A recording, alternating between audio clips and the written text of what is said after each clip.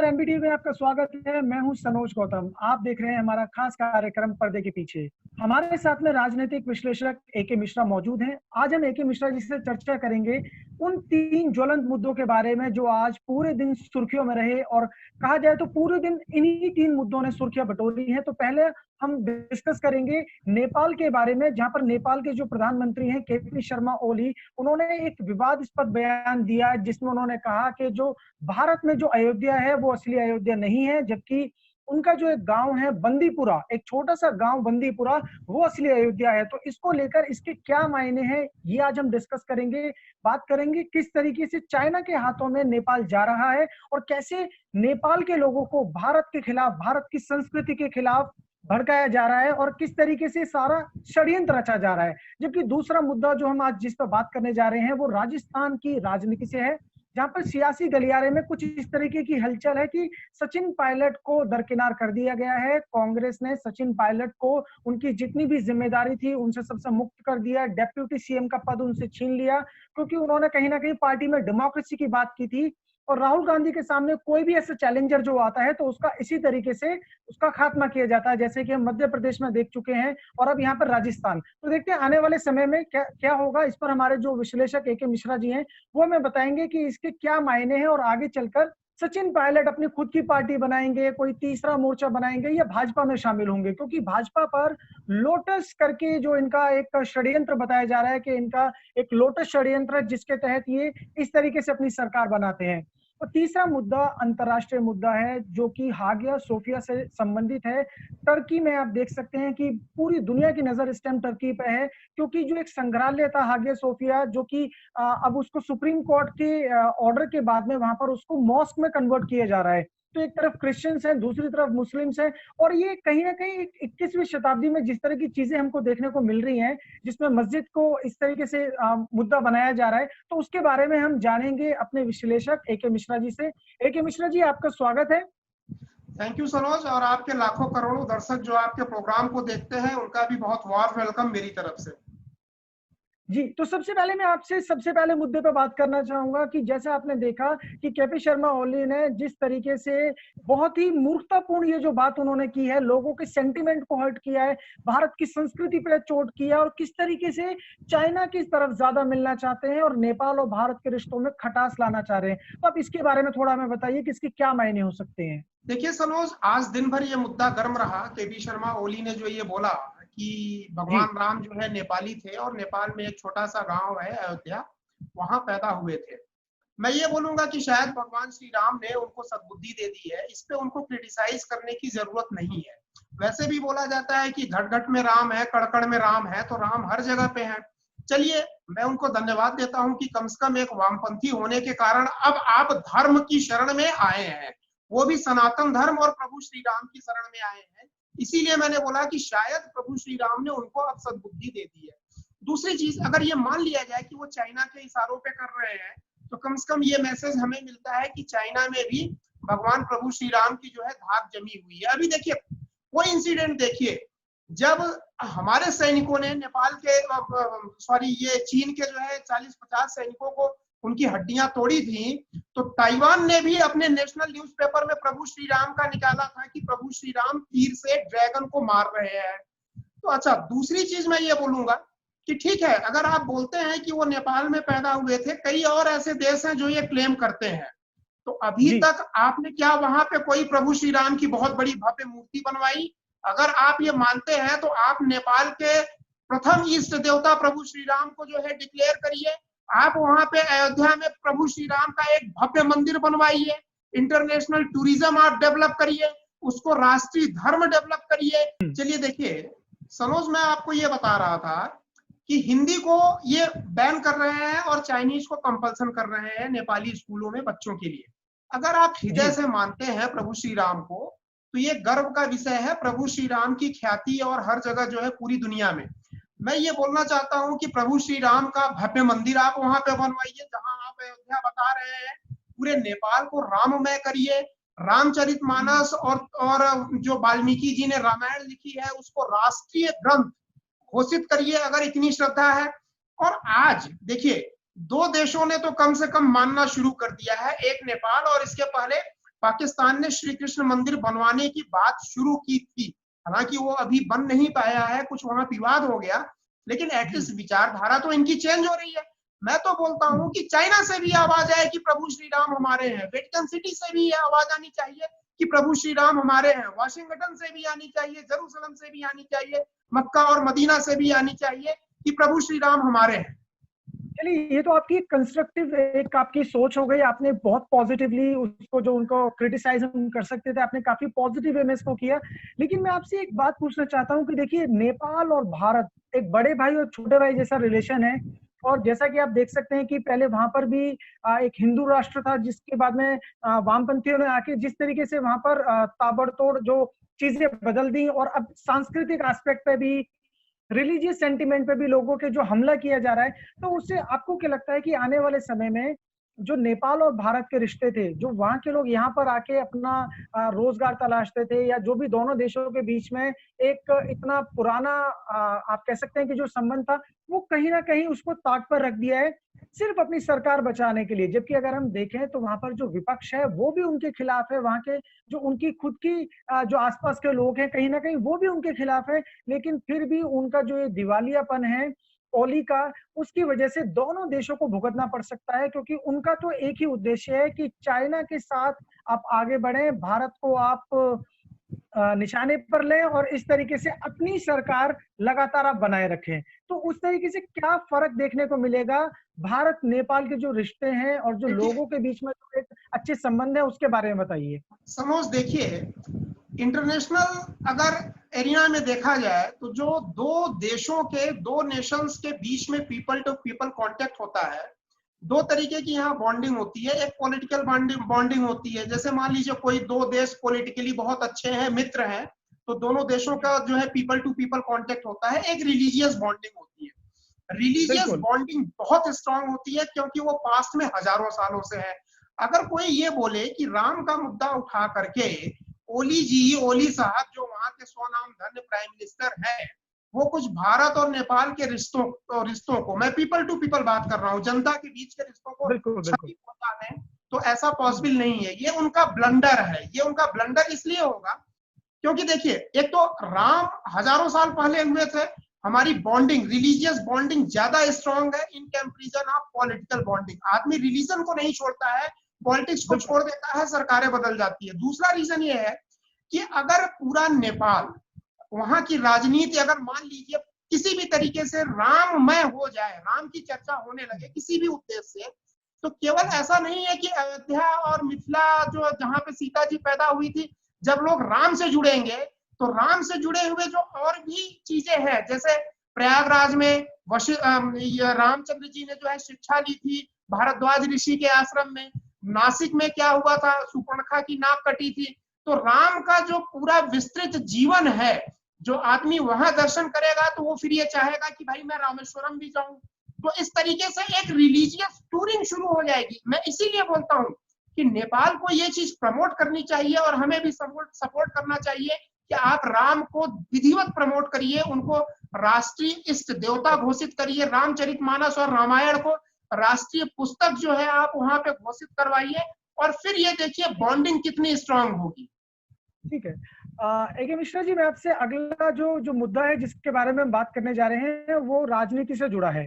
जैसे कि आज आपने देखा होगा कि सचिन पायलट जिनको दरकिनार कर दिया गया है कांग्रेस के द्वारा, अब आपको क्या लगता है कि ऊंट किस करवट बैठेगा? सचिन पायलट किस तरफ जाएंगे? क्या भाजपा में शामिल होंगे या अपना एक तीसरा मोर्चा बनाएंगे और आगे चलकर भविष्य में जब भी कोई सरकार बनाने का मौका होगा तो भाजपा के साथ मिलकर सरकार बनाएंगे?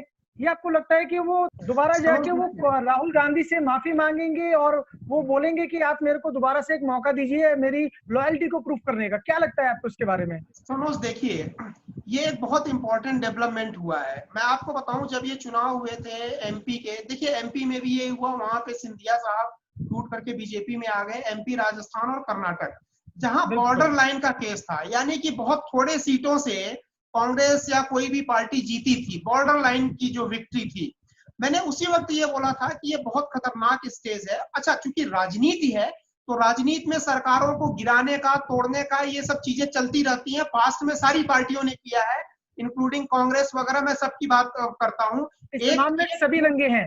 हाँ, एक वोट से अटल बिहारी वाजपेयी की सरकार गिरी थी। बीजेपी की सरकार यूपी में मायावती ने जब टर्म आया बीजेपी का, तो उन्होंने साथ नहीं दिया बीजेपी का। तो ये एक मतलब जिसको एक इंग्लिश में बोलते हैं नेसेसरी इविल, आवश्यक दोष, इसको कोई हटा नहीं सकता है, और यही हुआ। देखिए अब हुआ क्या, मैं आपको बताता हूँ ये चीज क्यों हो रही है। ये चीज इसलिए हो रही है कि एक म्यान में दो तलवार नहीं रह सकती है। पायलट जी का अपना एक खानदानी वर्चस्व रहा है, राजनीति में इतिहास रहा है। दरअसल ये जो लड़ाई है दो नेताओं की व्यक्तिगत राजनीतिक महत्वाकांक्षा की लड़ाई है। हर आदमी चाहता है कि मैं जल्दी से जल्दी उच्चतम शिखर पे पहुंचूं। पायलट जी की जो महत्वाकांक्षा थी, डेफिनेटली सिंधिया जी की भी यही थी कि वो किंग बने रहे वहां पे, अपने राज्य में वो किंग बने रहे। बहुत कोशिश के बाद भी नंबर 2 के वो नेता बने। अच्छा, ये सारी चीजें करके उनको, पायलट जी को कहीं ना कहीं से ऐसी भनक मिली होगी या आश्वासन मिला होगा, उनको लगा होगा, या उन्होंने ऐसा खुद कोई प्लान बनाया होगा कि अगर हम ऐसा करेंगे तो हमारी जो मंजिल है, जो हमारा टारगेट है, वो शायद मैं अचीव कर लूं। उन्होंने ये चीज किया, लेकिन चूंकि कांग्रेस कई बार धोखा खा चुकी थी, अलर्ट थी, तो इसलिए अभी तक तो सरकार नहीं गिरी है। लेकिन इसका मतलब ये नहीं है कि कांग्रेस को बेफिक्र हो जाना चाहिए। नेक्स्ट डेवलपमेंट आ रहे हैं, जैसे बीजेपी ने ऑफर दिया। अब देखिए, पायलट जी की अगर एनालिसिस करें तो इनके सामने 3 विकल्प है। भाई आप कांग्रेस में चले जाइए, वो अब पॉसिबल नहीं है, क्योंकि जाना था तो पहले ही जब बुलाया गया था तब चले जाते, मतलब जहां पे कि उनकी रिस्पेक्ट, सेल्फ रिस्पेक्ट भी बच जाती। अब तो एक्सपेक्ट कर दिए। यहाँ पर पूछना चाहता हूँ, मैं एक सवाल और पूछना चाहता हूँ कि क्या ये सब सिर्फ राहुल गांधी को स्थापित करने के लिए किया जा रहा है? क्योंकि कांग्रेस में भी कुछ अच्छे नेता हैं, ऐसा नहीं है कि बीजेपी में है और कांग्रेस में नहीं है, कांग्रेस में भी है, बीजेपी में भी है। तो जिस तरीके से अभी कांग्रेस में अगर हम देखें तो सिर्फ एक परिवार की एक पार्टी बन के रह गई है। इंदिरा गांधी के बाद में एक बहुत बड़ा लीडरशिप का वैक्यूम वहां पे क्रिएट हो चुका है। आप किसी को भी देखें, कहीं से कहीं तक कोई भी ऐसा व्यक्ति नहीं है जो उस राजनीति के उस मंच को संभाल पाए, वहां पर चीजों को मैनेज किया जाए। और फिर जो नेता जिनके अंदर दम है और जो अपना काम कर सकते हैं, उनको फिर हटा दिया जाता है। क्यों? क्योंकि राहुल गांधी के सामने अगर कोई कंपटीशन आ जाएगा तो फिर राहुल गांधी का जो पॉलिटिकल करियर है वो ऑलरेडी खतरे में और ज्यादा खतरे में हो जाएगा। तो आपको क्या लगता है कि जो केंद्रीय इनकी जो समिति है कांग्रेस की, कांग्रेस पार्टी की, उसके बारे में आपको क्या लगता है? नहीं सनोज, देखिए ये स्टेट लेवल पॉलिटिक्स का है। यहाँ पे राहुल गांधी या प्राइम मिनिस्टर पोस्ट के लिए या कांग्रेस के टॉप पोजीशन के लिए तो फाइट थी ही नहीं जो यहाँ पे थी। आप ये पूरे सीन में देखिए कि जो भी चीजें हुई हैं वो राजस्थान में हुई है, नेशनल पॉलिटिक्स के लिए कोई चीज नहीं हुई है। दावा ये था कि राजस्थान का किंग कौन है, जो मैंने आपको बोला ना कि राजस्थान का किंग कौन है। तो यहाँ पे ये नहीं है कि सचिन पायलट ने जो है राहुल गांधी को रिप्लेस करने की कोशिश की, या ऐसा कोई इंडिकेशंस जो है जाता आज नहीं की, लेकिन भविष्य में तो वो खतरा बन सकते हैं उनके लिए, अगर मान लीजिए उनका कद इतना बढ़ जाएगा।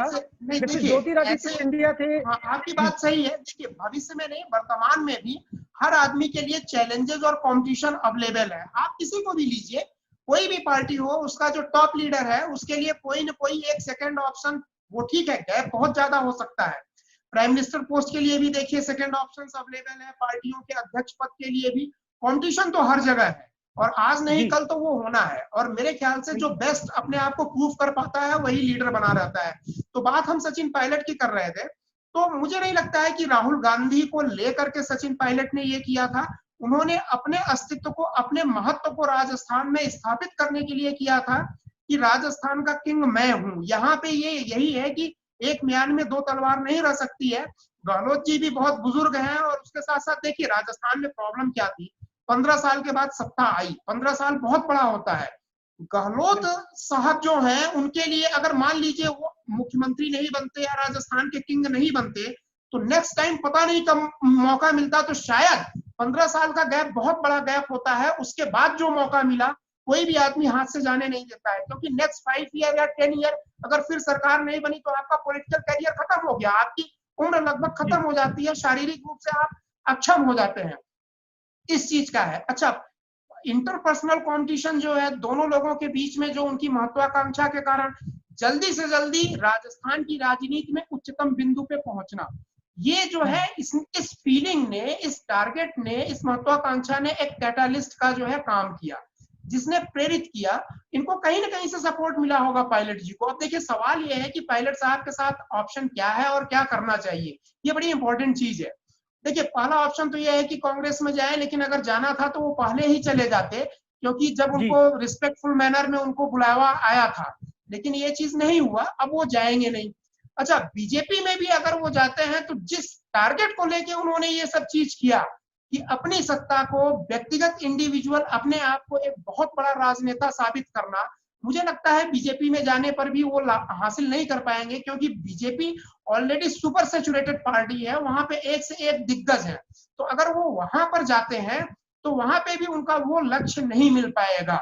अच्छा, तीसरा उनके लिए जो मैं सोचता हूँ कि सबसे बेस्ट विकल्प क्या हो सकता है, वो ये हो सकता है कि बेहतर ये है कि चूंकि कैरिज्मेटिक नेचर तो है ही उनके पास, पर्सनालिटी है ही पॉलिटिक्स में, अपनी पार्टी खुद बनाए, अपने आप को मजबूत करें, और फिर देखें बीजेपी और कांग्रेस एटलीस्ट कुछ हो या ना हो, नंबर 2 या नंबर 3 की पार्टी तो बन ही जाएंगे। और इतना तो हो ही जाएगा कि कांग्रेस में किसकी सरकार बनेगी ये वो डिसाइड कर ले, इतनी बड़ी पार्टी तो उनकी बन ही जाएगी। जब इस लेवल पे वो पहुंच जाए, फिर वो बार्गेन कांग्रेस और बीजेपी से दोनों से बेहतर तरीके से कर सकते हैं। देखिए शिवसेना ने यही किया ना कि मुख्यमंत्री जो है पद की जो है वहां पे बार्गेन उन्होंने अपने लिए की, वो चीज हो गया। तो मैं ये समझता हूँ कि कांग्रेस और बीजेपी में जाने से बेहतर है कि अपनी एक स्वतंत्र पार्टी बनाए, थोड़े दिनों में उसको मजबूत करें, और उससे उनकी पॉलिटिकल बार्गेन पावर बढ़ेगी, सेंटर में भी बढ़ेगी और राजस्थान में भी बढ़ेगी। ठीक है। अब मैं आपसे एक आखिरी मुद्दा चलते हुए आपसे डिस्कस करना चाहता हूं, जो कि अंतर्राष्ट्रीय लेवल का मुद्दा है। टर्की में हागिया सोफिया को लेकर जिस तरीके का विवाद अभी सामने आया है, वहां पर मस्जिद बनाने की बात की जा रही है।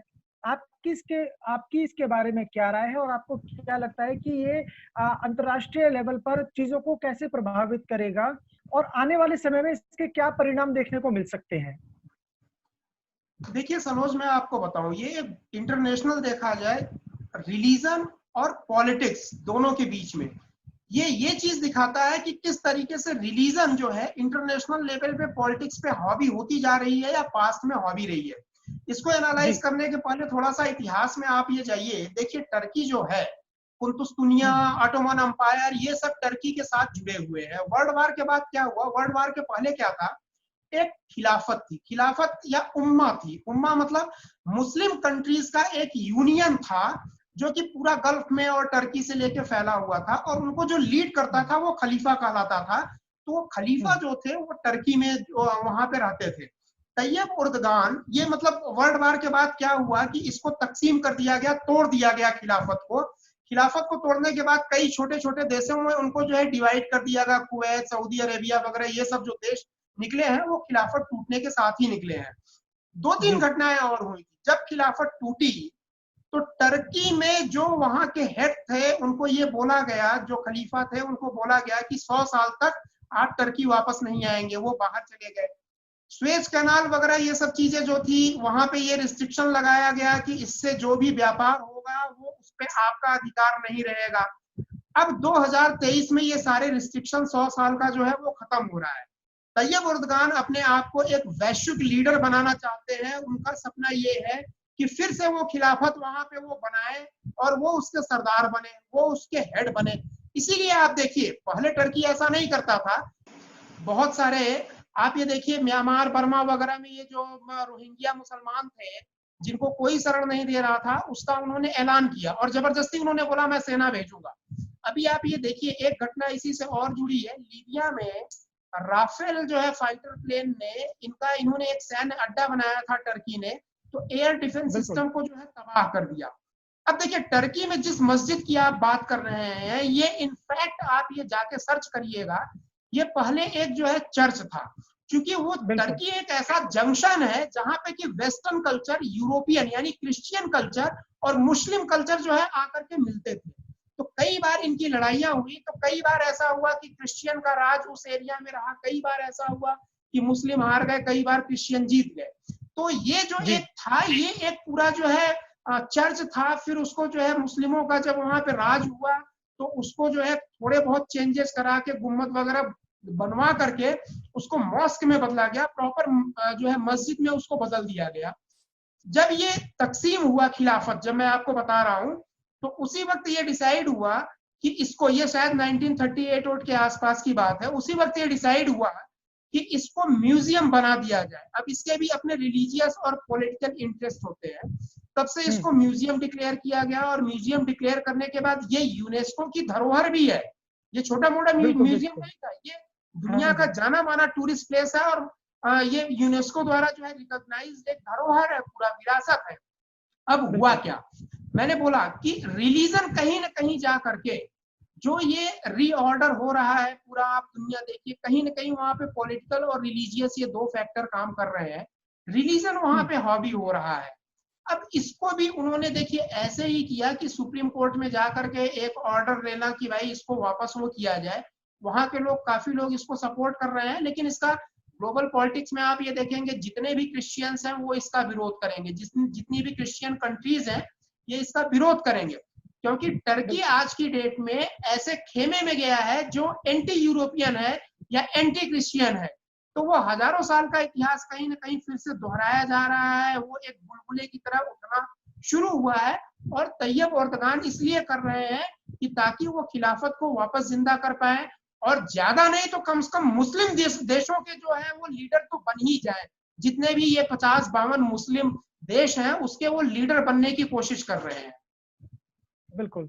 ए.के. मिश्रा जी, बहुत बहुत धन्यवाद। आपने बहुत ही अच्छे तरीके से डीप एनालाइज करके और जो भी मुद्दा था वो आपने ढंग से हमारी ऑडियंस को बताया और हमें समझाया कि किस तरीके से, चाहे वो राष्ट्रीय मुद्दा हो या अंतर्राष्ट्रीय मुद्दा हो, वो किस तरीके से आने वाले समय में सभी को प्रभावित करेगा और इनके क्या क्या आयाम हो सकते हैं। और हम आपसे आगे भी लगातार इसी तरीके से बात करते रहेंगे। एनबीटीवी देखने के लिए धन्यवाद। धन्यवाद ए.के. मिश्रा जी। थैंक यू सनोज, आपके दर्शकों का भी बहुत बहुत धन्यवाद। लाखों करोड़ों दर्शक जो आपके साथ जुड़े हैं और जो आपके प्रोग्राम को देखते हैं। Thank you.